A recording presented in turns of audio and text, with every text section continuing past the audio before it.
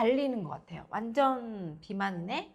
그리고 그냥 뭐 보통 그냥 이렇게만 갈리는데 3학년 때부터는요 통통한 애들이 점점 늘어나기 시작하더라고요. 아예 뭐 고등학생이고 이러면 너 먹지 마 이렇게 하면서 몇 시 이후로 뭐 저녁도 안 먹이고 딱 식단도 완전 이렇게 해서 할 텐데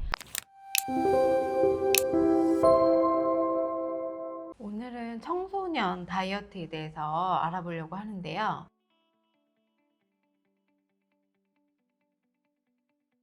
청소년이라 그래서 중고등학생 뿐만이 아니라 유치원 때부터 이게 비만인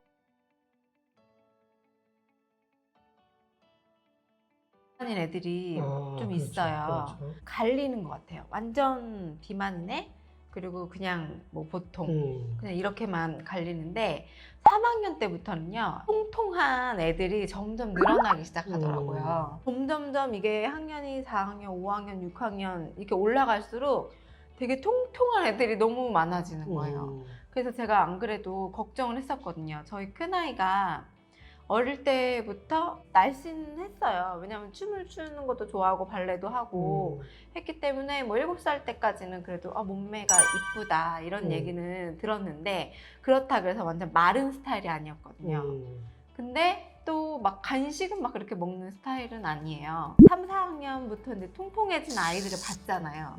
그러니까 이제 여자아이니까 또 우리 아이도 좀 그렇게 되지 않을까라고 생각을 했는데 아니나 다를까 이제 3학년이 되면서 점점 애가 통통해지는 거예요.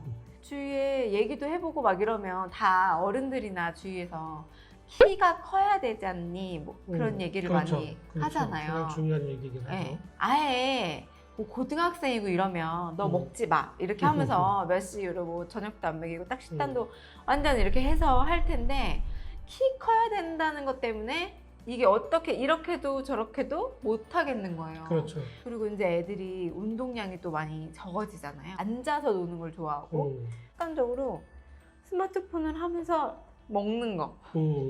계속 뭔가 그냥 배고프니까. 그렇죠. 참 고민이 많아요. 어떻게 관리를 하면서 가야 할지. 여자애들 중에서는 특히 3, 4학년, 5, 6학년 때까지 딱 마르면 계속 그 몸이 유지되는 것 같더라고요. 잘 유지되는 편이고. 네, 중고등학교 때도 그냥 그렇게 가고 성인이 됐을 때도 뭐 갑자기 확 이렇게 막 찌거나 이러지 않고 그냥 그 몸무게가 그대로 유지가 그냥 되는 경우가 많은데 이때 통통하거나 살이 찐 아이들은 중고등학교 때도 더 그러고 그 나중에 커서는 계속 다이어트의 반복인 것 같은 거예요.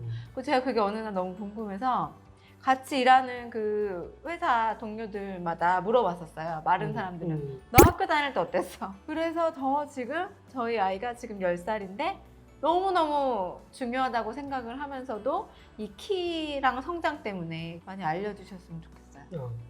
먼저 청소년 다이어트에 관련돼서는 아까 다 얘기를 해주신 것 같아요. 핵심적인 내용들은. 성장기 아이다 보니까 식단 제한하는 것들에 대해서 되게 걱정들을 많이들 하시죠. 오히려 다 커버렸으면 너 이거 먹지 마 이렇게 닿게 얘기할 텐데 그런 것들이 안 되다 보니까 먹일 수도 없고 먹이면 찔 것 같고 안 먹이면 또 키가 안 클 것 같고 뭐 이런 것들 때문에 고민들을 많이 하시는데 먼저 청소년 다이어트의 가장 핵심적인 부분들은 소화 비만이라고 얘기하는데 이런 소화 비만의 가장 핵심은 지방 세포에 있습니다. 지방 세포가 따로 존재하거든요.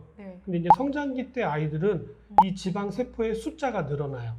크기가 크지 않지만 똑같이 통통한 아이가 2명 있다고 한다면 어떤 아이는 지방 세포가 큰 게 하나가 들어가 있는 거예요. 이 아이는 조그만한 게 5개가 들어가 있는 거예요. 그러니까 겉으로 볼 때는 똑같아요. 그런데 이제 시간이 지나면 어떤 일이 벌어지면 아까 얘기하셨던 것처럼 이제 초등학교 들어가서 한 4, 5학년쯤 되면은 이제 호르몬 분비나 이런 것들이 많이 나타나면서 이 5개가 이만해져요. 하나가 5배가 커지는 거죠. 그래서 이제 확 통통한 친구하고 통통하지 않은 친구가 구분이 되는 것처럼 어렸을 때 볶음밥이라든지 달걀 후라이라든지 이렇게 기름이 많은 보통 이제 지방이라고 하면 뭐 고기 이런 것들을 많이들 생각하시는데 고기는 지방도 있지만 단백질도 많이 들어있거든요. 근데 의외로 지방만 많이 들어있는 것들은 식물성이 더 많습니다. 가장 대표적인 게 식용유예요. 그런 것들을 많이 섭취하게 되면 지방 세포 숫자가 늘어나게 되는 거죠. 외국 영화 같은 데 보면은 막 정말로 막 이런 분들 있잖아요. 우리나라에서는 상상하기가 좀 어려울 정도지만 막 많게는 막 200kg가 넘는 사람들도 막 네. 나오는 그런 일들이 벌어지는 이유가 뭐냐면 전부 지방 세포 때문에 그래요. 어렸을 때 유치원 때쯤에 네. 시기를 어떻게 하느냐에 따라서 이 아이가 비만이 될지 안 될지가 결정될 수도 있다는 거예요. 물론 특별하게 체질적으로 구분되어지는 경우가 있긴 하지만 그건 정말 극히 일부고요. 그렇죠. 일반적으로는 다 식생활과 연관되어져 있습니다. 그래서 첫 번째 청소년 다이어트의 핵심은 유치원 다닐 때 좀 어렸을 때 입맛하고 관련돼 있다는 사실을 제일 먼저 기억하셔야 돼요. 소화 비만이라고 하셨는데요. 소화 비만이라고 하면 다 뚱뚱한 애 이렇게만 생각하시잖아요. 그렇죠, 그렇죠. 근데 우리 아이는 별로 그렇게 뚱뚱하지 않아. 그냥 통통할 뿐이야. 통통한 거는 다 키로 갈 수 있어. 제가 다니는데 헬스장에 트레이너 분한테도 물어봤거든요. 여기 이렇게 살 빼러 오는 애들 없어요? 이렇게 물어보니까 키 크러 오는 애들은 있어도 살 빼는 애들은 없어요. 근데 또 약간 통통해야 이게 나중에 키로 가요. 이렇게 얘기를 해요. 저도 그랬지만 늘 문제가 통통인 사람들이 문제인 것 같아요. 근데 아이들도 마찬가지예요. 그렇죠.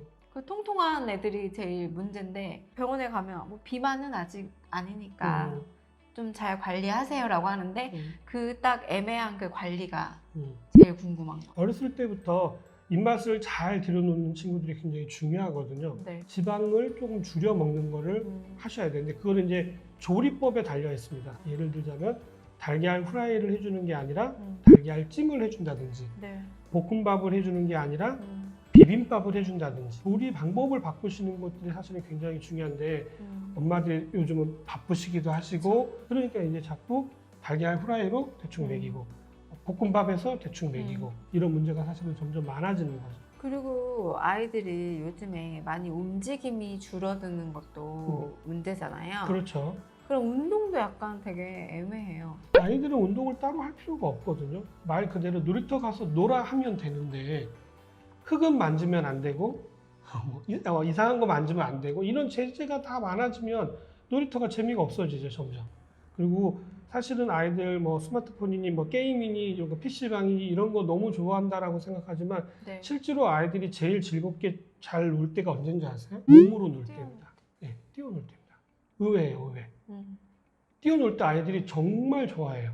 축구하는 거 보면 금방 알아요. PC방에서 게임 집중하는 거 이상으로 집중을 굉장히 많이 하거든요. 근데 문제는 뭐냐면 그럴 만한 공간이 없고 시간이 없다라는 거죠. 그러니까 이제 아이들이 전부 다 스마트폰 아니면 PC방 가서 게임하는 쪽으로 다 그것들을 에너지를 소비하다 보니까 예전에는 그냥 다 뭐 골목에 모여서 놀았다면은 아니면 언니 오빠랑 같이 놀았다면은 요즘에는 혼자인 친구들도 많고 그렇죠. 그리고 이제 학원에 다니면서 이제 있는 아이들이 많아서 그게 또 할 수가 없는 것 같아요. 하고 싶어도. 그렇죠. 그러면은 아이들 그 식단을요 기름에 튀기거나 아니면은 뭐 그냥 뭐 기름에 간단하게 먹는 게 안 좋다라고 하면